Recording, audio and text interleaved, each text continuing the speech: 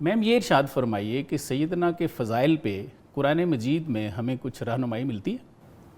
بسم اللہ الرحمن الرحیم وبہ نستعین وصلی اللہ علی سیدنا محمد وآلہ الطیبین الطاہرین۔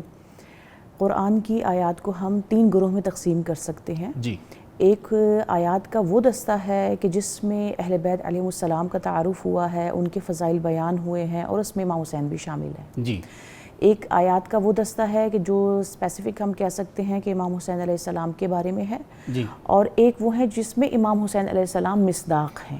ٹھیک، پہلا دستہ جو مجموعی ہے، جو اہل بیت کی شان میں نازل ہوا، اس میں بہت سی آیات ہیں، جی، جیسے آیے تطہیر ہے، انما یرید اللہ لیذھب عنکم الرجس اہل البیت ویطہرکم تطہیرا۔ اہل بیت کون ہے؟ ان کا تعارف نبی اکرم نے بعض روایات کہتی ہیں 9 مہینے تک کرواتے رہے، در خانہ حضرت زہرا کے باہر کھڑے ہو کر اس آیا کی تلاوت فرماتے تھے، یا اہل بیت النبوہ جی، انما یرید اللہ لیذھب، اس آیت کی پھر تلاوت فرماتے تھے۔ یعنی دنیا یہ جان لے، معاشرہ یہ جان لے، سب جان لے لوگ کہ یہ اہل بیت اطہار ہیں، اور اس میں امام حسین علیہ السلام بھی ہیں، پنجتن کا گھرانہ ہے۔ اور آیے مباہلہ کو آپ دیکھ لیں، نفس نفیس رسول مولا امیر المومنین علی ابن ابی طالب کے اتنے فضائل ہیں، بہت فضائل ہیں، کہ امام شافعی نے بھی فرمایا کہ اتنے فضائل کو چھپایا گیا، لیکن پھر بھی جب میں مشرق اور مغرب کی طرف نگاہ کرتا ہوں تو مجھے ہر جگہ علی کے فضائل نظر آتے ہیں۔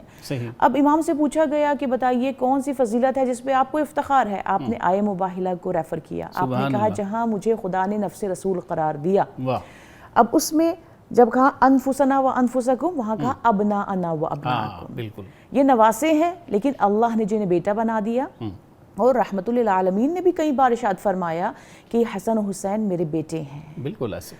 اور اسی طرح سے بہت سی آیات ہیں، اجر رسالت، جی، لیکن اگر ہم کہیں کہ وہ آیات جو مخصوص ہیں، وَفَدَيْنَاهُ بِذِبْحٍ عَظِيمٍ، ہم نے فدیہ قرار دیا ذبح عظیم کے لیے، حضرت اسماعیل کو بچا لیا، لیکن ذبح عظیم کون ہے؟ پوری تاریخ میں آپ چھان لیجئے، دیکھ لیجئے، امام حسین کے سوا اور کون نظر آتا ہے؟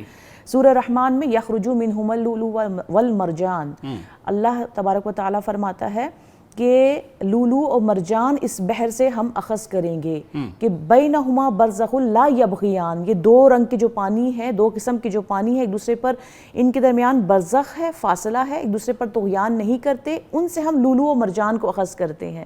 اور ہم دیکھتے ہیں لولو گرین ہوتا ہے، مرجان ریڈ ہوتا ہے، اور امام حسن مجتبیٰ جب جنت سے کپڑے آتے ہیں اور رسول اللہ صلی اللہ علیہ وآلہ وسلم سامنے رکھتے ہیں تو امام حسن مجتبیٰ گرین کلر کے کپڑے پہنتے ہیں، اس کا انتخاب کرتے ہیں، امام حسین علیہ السلام ریڈ کلر کا۔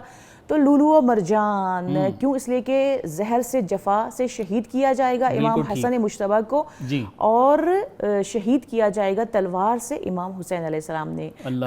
جو اللہ نے تمہارے لیے چنا ہے وہی تم نے اپنے لیے انتخاب کیا ہے، اسی پر راضی بقدر رضا ہے، لہٰذا یخرج منہما اللؤلؤ والمرجان، لولو و مرجان یعنی امام حسن و حسین۔ اور اس طرح سے بہت سی آیات ہیں۔ اور تیسرا دستہ وہ ہوتا ہے کہ جس کا شان نزول تو امام حسین علیہ السلام نہیں ہے، لیکن مصداق امام حسین علیہ السلام ہے، جیسے سورہ فجر، ہمیں تو نہیں معلوم ہے، لیکن امام صادق علیہ السلام نے ہمیں بتایا کہ سورہ فجر سورہ حسین ہے۔ کیوں؟ اس لیے کہ جس میں کربلا میں بعد شہادت امام حسین ایک صدا بلند ہوتی ہے، یا ایتھا النفس المطمئنہ ارجعی الی ربک راضیۃ مرضیہ۔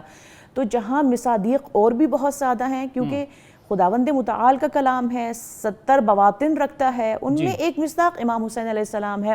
اور ہم اس کی سورہ کے آغاز میں بھی ہم اگر دیکھتے ہیں کہ والفجر ولیال عشر، صبح کی قسم اور 10 راتوں کی قسم، وہ 10 راتیں کون سی ہیں؟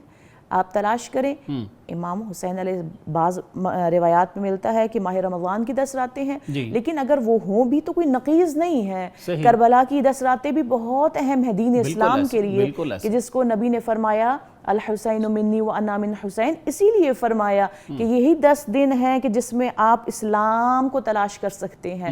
اسلام کا متلاشی اگر کوئی تلاش کرنا چاہے تو ان 10 راتوں کو امام حسین کی کربلا میں پڑھ لے، کیسا کردار ہے، وہ تمام کا تمام امام حسین کی زندگی میں اسلام نظر آتا ہے۔ آپ دیکھ لیجئے جب مدینہ سے نکلتے ہیں وصیت لکھتے ہیں تو آیے کریمہ وصیت کیا ہے؟ وما توفیق الا باللہ توکلت علیہ۔ پھر آگے بڑھتے ہیں، مدینہ سے نکل رہے ہیں اور لوگ منع کر رہے ہیں کہ یبن رسول اللہ لوگوں میں اختلاف آ جائے گا، آپ مت نکلیے، آپ مت جائیے، تو آپ فرماتے ہیں کہ میرے ساتھ میرا عمل ہے. سورہ یونس کی آیت کی تلاوت فرماتے ہیں کہ میرے لیے میرا عمل ہے، تمہارے لیے تمہارا عمل. بالکل وہی طریقہ کار جو رحمت للعالمین نے آپ کے نانا نے جاری فرمایا. جب کفار نے کہا 1 سال آپ ہمارے بتوں کی عبادت کر لیجئے اور 1 سال ہم آپ کے خدا کی عبادت کر لیتے ہیں، وحی الہی کا نزول کا منتظر رہتے ہیں، اور وحی الہی کیا نازل ہوتی ہے؟ قُلْ یَا أَیُّهَا الْکَافِرُونَ. وہی انداز امام حسین اپنا رہے ہیں. اور آگے جب نکلتے ہیں مدینہ سے بعد مکہ سے جب نکل رہے ہیں، کیونکہ مکہ کو سے بھی خروج کرنا پڑا امام حسین علیہ السلام کو، تو آپ ان آیات کی تلاوت کر رہے ہیں جو حضرت موسیٰ علیہ السلام نے آیت کی تلاوت کی، رَبِّ نَجِّنِی مِنَ الْقَوْمِ الظَّالِمِین، کہ اے اللہ مجھے قوم ظالمین سے بچا لے. کربلا میں داخل ہو رہے ہیں، خطبہ عاشورہ دیتے ہیں، تو آغاز میں پھر آیہ مبارکہ کی تلاوت فرما رہے ہیں اور فرما رہے ہیں لا يحسبن الذین کفروا. وہ لوگ جنہوں نے کفر کیا ہے وہ یہ نہ سمجھیں، خدا فرما رہا ہے کہ ہم انہیں مہلت دے رہے ہیں تو اس میں ان کا فائدہ ہے. نہیں، یہ تو خدا اس لیے مہلت دے رہا ہے کہ تاکہ وہ اپنے گناہوں کو زیادہ سے زیادہ کر لیں اور عذاب جہنم کے حقدار ہو جائیں. اللہ اکبر، اللہ اکبر. لہٰذا یہ عاشق قرآن ہے، یہ مفسر قرآن ہے، یہ ناطق قرآن ہے. آج ہمارے پاس دین اسلام میں کیا بچا ہے؟ قرآن کے سوا کیا ہے؟ قرآن اور اہل بیت ہیں، اور قرآن کی مفسر اگر ہیں تو یہ اہل بیت علیہ السلام ہیں.